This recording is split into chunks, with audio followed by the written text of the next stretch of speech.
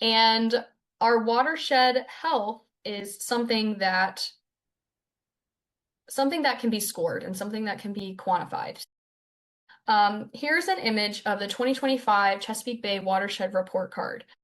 Now, this is a very interesting graphic because it shows you how the Chesapeake Bay watershed and the Chesapeake Bay, although it's seen as one entity, the health actually varies across the bay. So you can see here the lower bay scored a B in 2025, which is great. But some areas of the bay scored a D. The overall bay scored a C, which is passing, right? And it's it's improving because of the work that's being done, but it's still not where we want it to be.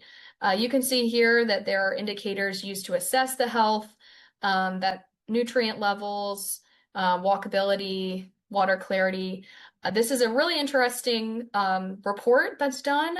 And so if you're interested in checking it out, ChesapeakeBayReportCard.org, you can even look at these specific areas and see where they scored in different categories. And it's just a really great resource. But the reason I show you this is because we have to remember that every area within the bay, every area within the watershed is facing different challenges.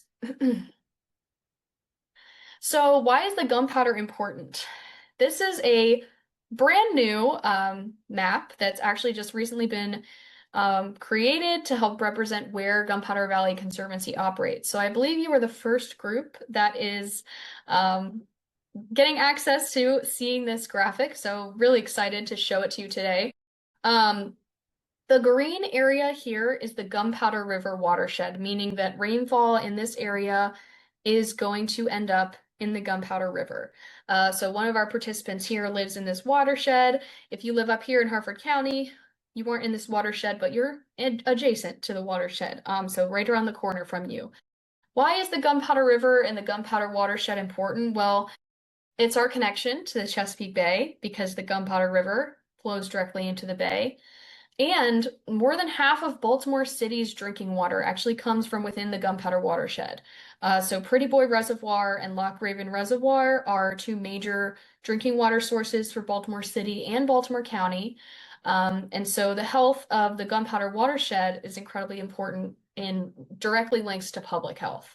And then 2 million people live, work, and recreate in the Gunpowder watershed every year. So again, this is a hub of activity, communities, public health, and so Gunpowder Valley Conservancy is working to continue improving the health of this area. And I showed you this graphic here. This is pulled from Hartford Stream's website, so if you're interested in exploring it more, zooming in, figuring out which sub-watershed you're a part of, it's fun, or at least for environmental nerds like me, it's fun. But ultimately, that water is going to end up in the Chesapeake Bay no matter which part of Harford County you live in. So, where does your water go?